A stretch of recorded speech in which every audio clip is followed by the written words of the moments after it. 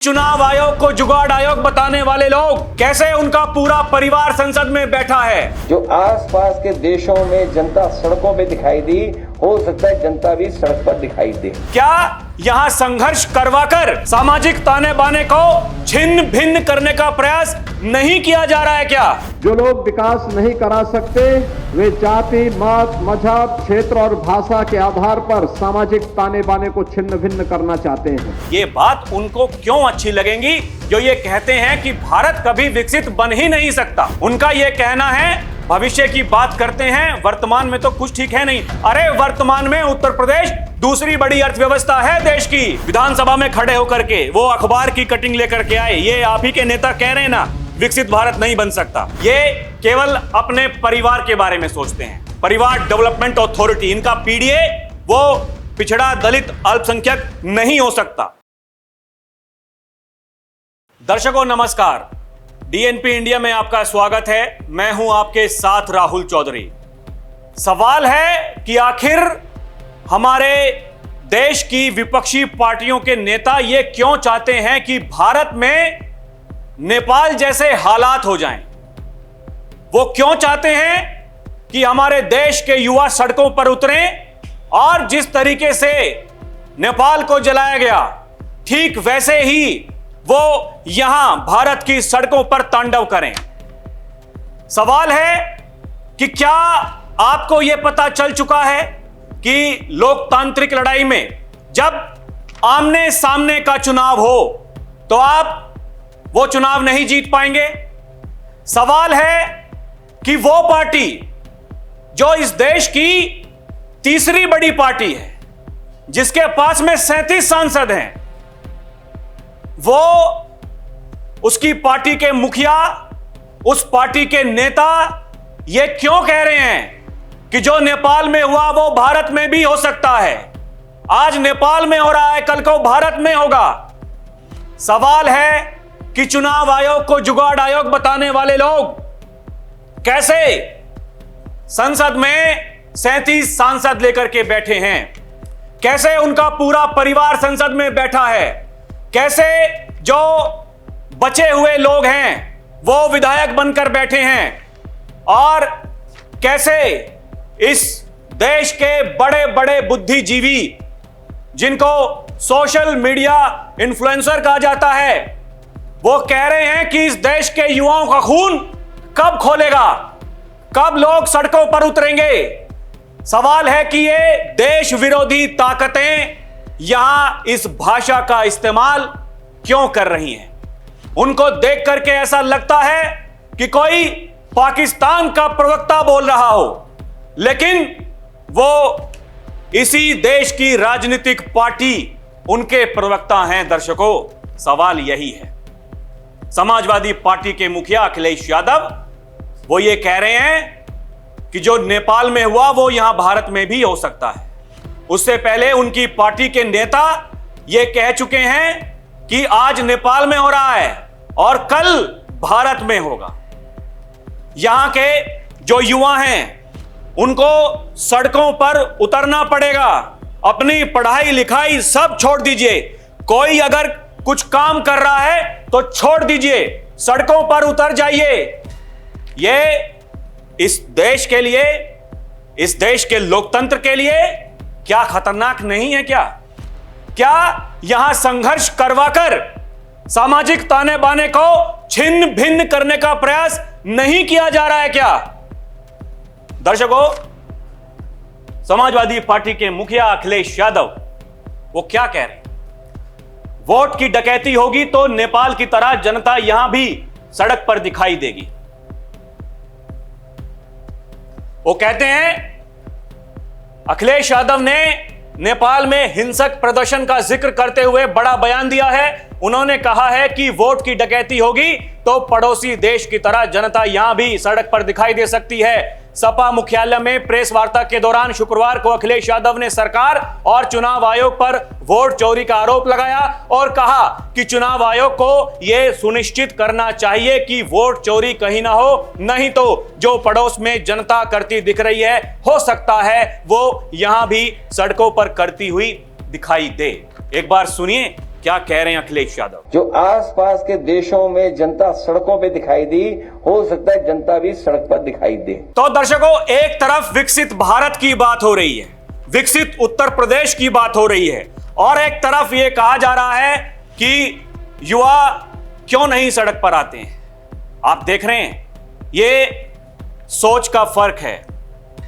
एक मिशन है, एक विजन है 2047, उसी की बात करते हैं देश के प्रधानमंत्री नरेंद्र मोदी, और उसी की बात कर रहे हैं उत्तर प्रदेश के मुख्यमंत्री योगी आदित्यनाथ। वो ये कह रहे हैं कि सबको सलाह देनी होगी, भाई क्या क्या दिक्कतें हैं, कहां कहां काम करना चाहिए।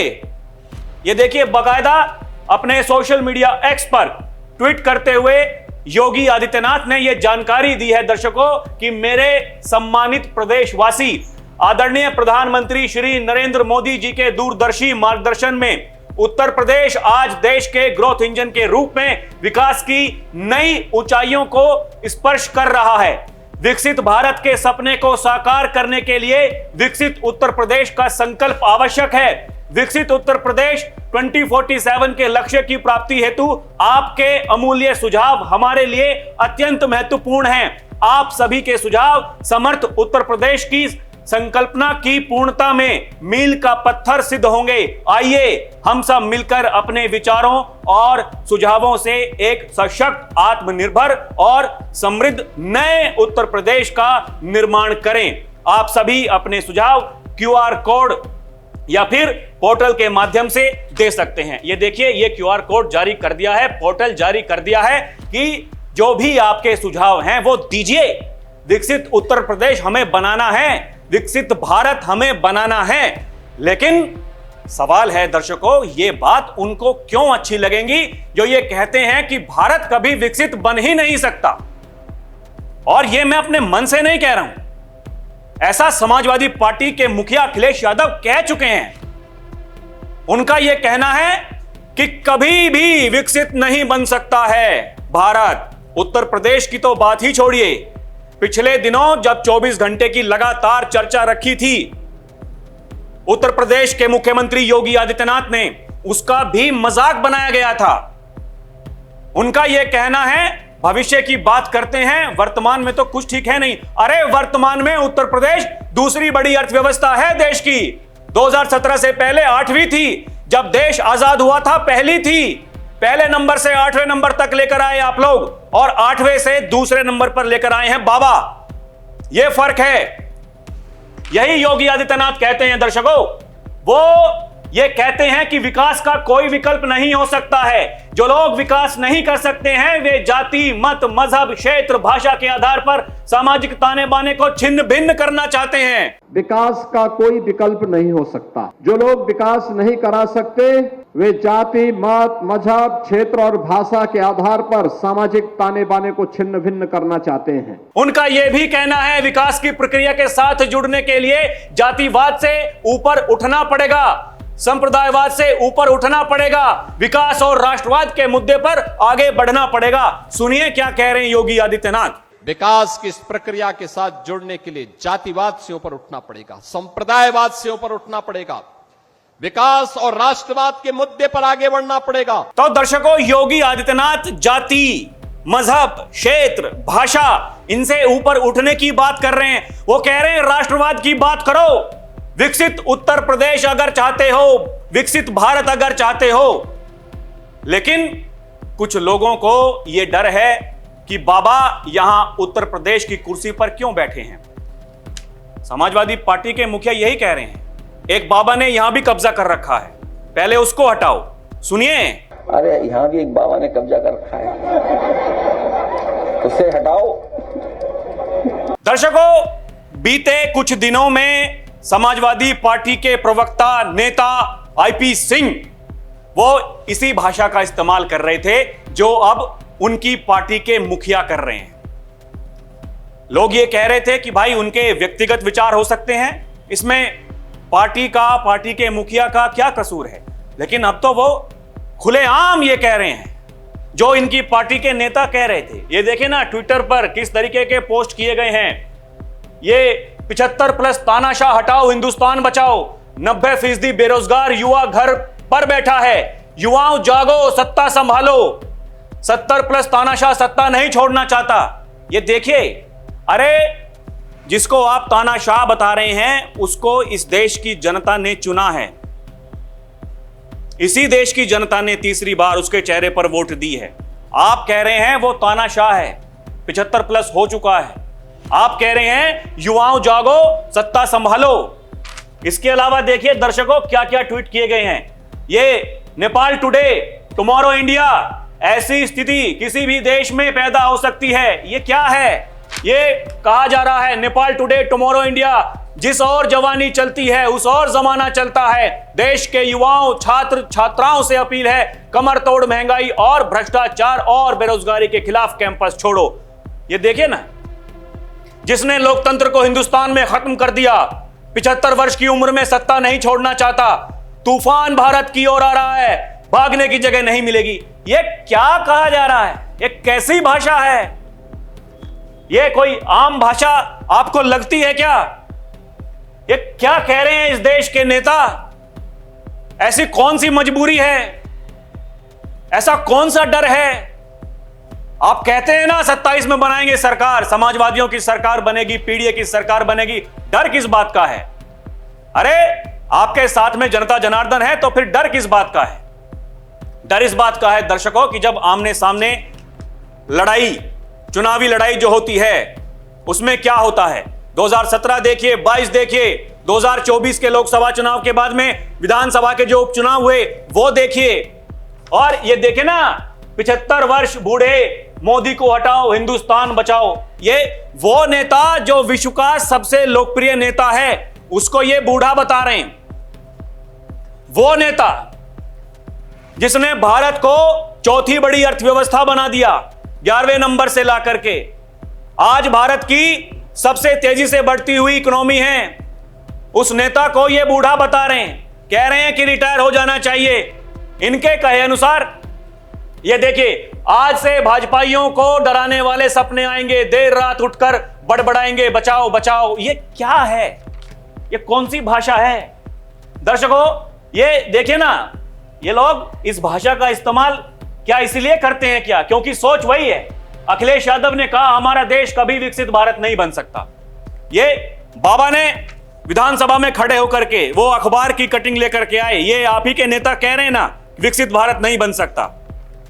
बाबा ने पोर्टल जारी कर दिया, स्कैनर कोड जारी कर दिया, स्कैन कीजिए, सुझाव दीजिए, विकसित उत्तर प्रदेश बनाना है, विकसित भारत बनाना है। एक तरफ कहा जा रहा है विकसित कभी नहीं बन सकता। यह सोच का फर्क नहीं है तो क्या है? योगी आदित्यनाथ इसलिए कहते हैं कि आज दुनिया की एक बड़ी अर्थव्यवस्था के रूप में आगे बढ़ रहा है भारत। हो सकता है कुछ लोगों को अच्छा नहीं लग रहा हो, क्योंकि जिनका अपना पर्सनल एजेंडा होता है वो देश के विकास को अच्छा नहीं मानेंगे। सुनिए क्या कह रहे हैं योगी।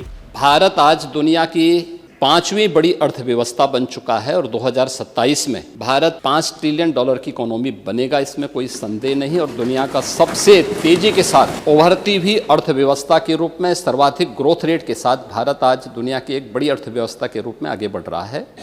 और मुझे लगता है कि 140 करोड़ भारतवासियों को इस पर गौरव की अनुभूति होनी चाहिए। हो सकता है कुछ लोगों को इसमें अच्छा नहीं लग रहा हो, क्योंकि जिनका अपना पर्सनल एजेंडा होता है वह देश के विकास को अच्छा नहीं मानेंगे। दर्शकों, योगी आदित्यनाथ ये कह चुके हैं कि भारत को विकसित बनने से दुनिया की कोई भी ताकत नहीं रोक सकती है। कोई कितना भी जोर लगा ले, विकसित बनेगा। लेकिन एक तरफ कहा जा रहा है कि नहीं बनेगा। युवाओं से आग्रह किया जा रहा है, आपका खून कब खोलेगा? सड़कों पर क्यों नहीं उतर रहे आप? योगी कह रहे हैं उत्तर प्रदेश के, हमारे देश के पास में सब कुछ मौजूद है।